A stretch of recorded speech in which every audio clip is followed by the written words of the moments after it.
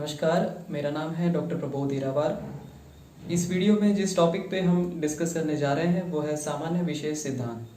सामान्य विशेष सिद्धांत चिकित्सा की दृष्टि से एक बहुत ही महत्वपूर्ण टॉपिक है जो आयुर्वेद में दिया गया है। इस टॉपिक से संबंधित जो प्रचलित सूत्र है वो कुछ इस प्रकार है। सर्वदा सर्वभावानां सामान्यं वृद्धि कारणम रास हेतु विशेषस्य प्रवृत्ति उभयस्य तु। और इसी सूत्र को शब्दशः एक एक शब्द का हम डायसेक्शन इस वीडियो में करने जा रहे हैं। पदार्थ विज्ञान से संबंधित आयुर्वेद लेक्चर सीरीज का ये हमारा 8वां वीडियो है। इससे पहले सामान्य और विशेष से संबंधित 2 वीडियो हम देख चुके हैं। इस वीडियो में जो हम सामान्य विशेष सिद्धांत देखेंगे ये एक बहुत ही महत्वपूर्ण टॉपिक यूजी और पीजी दोनों के एंगल से है, तो इसी वजह से इस वीडियो में मैं पीजी से संबंधित भी मीन्स जैसे कि टीकाकारों का वर्णन या टीकाकारों ने जो इस सामान्य विषय से संबंधित बताया है उनका भी वर्णन मैं बीच बीच में करूंगा। सामान्य विशेष सिद्धांत चरक संहिता की एक मौलिक देन है। चरक संहिता के सूत्र स्थान के प्रथम अध्याय में सामान्य विशेष से संबंधित हमें सूत्र प्राप्त होता है। वो कुछ इस प्रकार है। सर्वदा सर्वभावानां सामान्यं वृद्धि कारणम रास हेतु विशेषस्य प्रवृत्ति उभयस्य तु। इसी श्लोक के एक एक शब्द का अर्थ टीकाकारों के मत से मैं आपको इस वीडियो में बताऊंगा। सामान्य विशेष पढ़ते हुए एक प्रश्न उपस्थित होता है कि सामान्य और विशेष में सर्वप्रथम सामान्य का वर्णन क्यों किया गया। तो इससे संबंधित आचार्य चक्रपाणी एक्सप्लेनेशन जो देते हैं वो कुछ इस प्रकार है कि आयुर्वेद जो है वो सामान्य मूलक है। मीन्स आयुर्वेद की जो विषय प्रतिपादन शैली है, मीन्स आयुर्वेद जिस आधार पर अपने विषय को एक्सप्लेन करता है वो सामान्य को आधार मानकर आयुर्वेद अपने विषयों को एक्सप्लेन करता है। इसी कारण विशेष से पहले सामान्य को रखकर सामान्य का वर्णन सर्वप्रथम आयुर्वेद में किया गया है और उसके पश्चात हम विशेष के बारे में पढ़ते हैं। सामान्य विशेष से संबंधित सूत्र में जो सर्वप्रथम शब्द आता है वो है सर्वदा।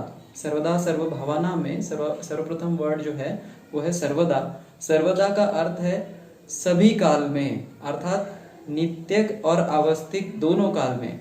तो नित्यक काल हम किसे कहते हैं? जो क्षण आदि काल जो होता है, मीन्स मात्रा, काष्ठा, कला, नाड़िका, प्रहर, याम, ये जो सारे काल हैं इसे हम नित्यक काल कहते हैं। और आवस्थिक काल होता है बाल्यावस्था, मध्यम अवस्था या युवावस्था और वृद्धावस्था।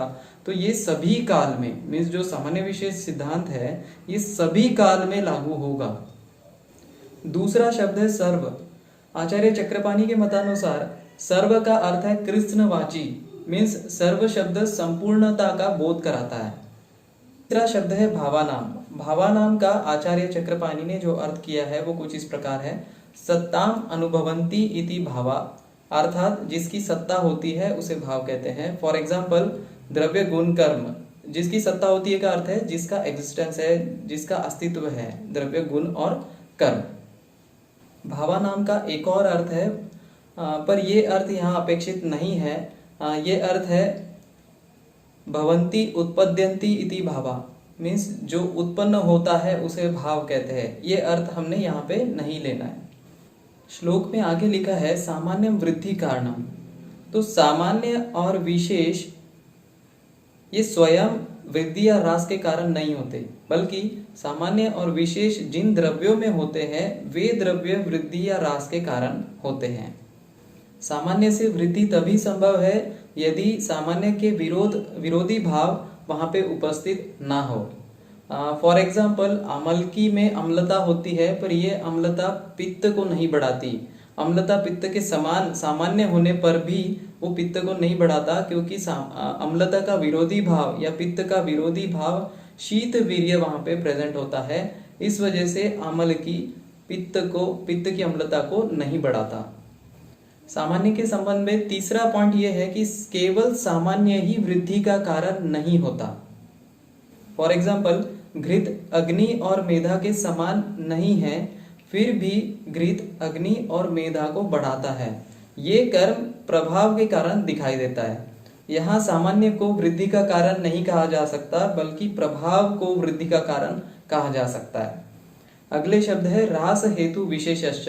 तो जिस तरह हमने सामान्य के संबंध में समझा है उसी तरह विशेष के संबंध में भी हमें समझना चाहिए। विशेष को भी 3 बातों को ध्यान में रखकर समझना चाहिए कि विशेष खुद ह्रास का कारण नहीं होता है, बल्कि जिन द्रव्यों में विशेष पाया जाता है उन द्रव्यों से ह्रास होता है।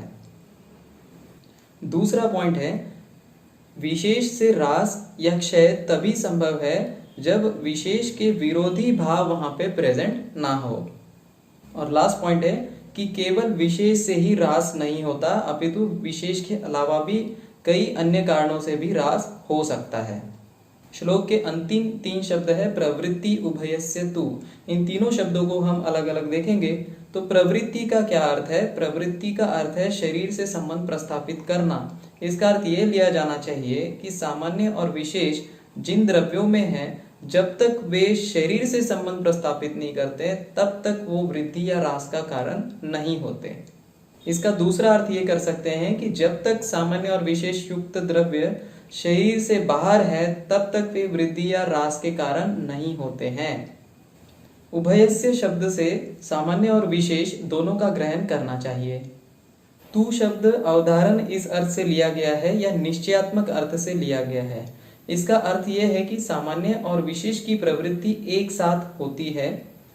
सामान्य से जहां वृद्धि होती है वही विशेष से उसी समय ह्रास भी होता है।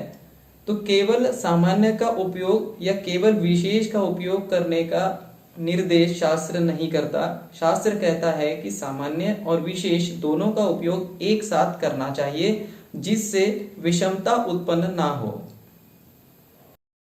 इस वीडियो में हमने सामान्य विशेष सिद्धांत के एक भाग को देखा है। विशेष के भेद, सामान्य के भेद, ये पर्टिकुलरली विशेष और सामान्य के वीडियो में हम देख चुके हैं। तो सामान्य और विशेष सिद्धांत का अगर सारांश निकालने की कोशिश करें तो हम कह सकते हैं कि सदा सभी भावों की वृद्धि करने वाला सामान्य होता है और ह्रास का कारण विशेष होता है। सामान्य और विशेष दोनों की प्रवृत्ति से हम दोष, धातु और मलों की वृद्धि और ह्रास कर सकते हैं। और विस्तार से जानने के लिए आप मेरी पुस्तक सचित्र पदार्थ विज्ञान एवं आयुर्वेद के इतिहास को रेफर कर सकते हैं। तब तक के लिए धन्यवाद।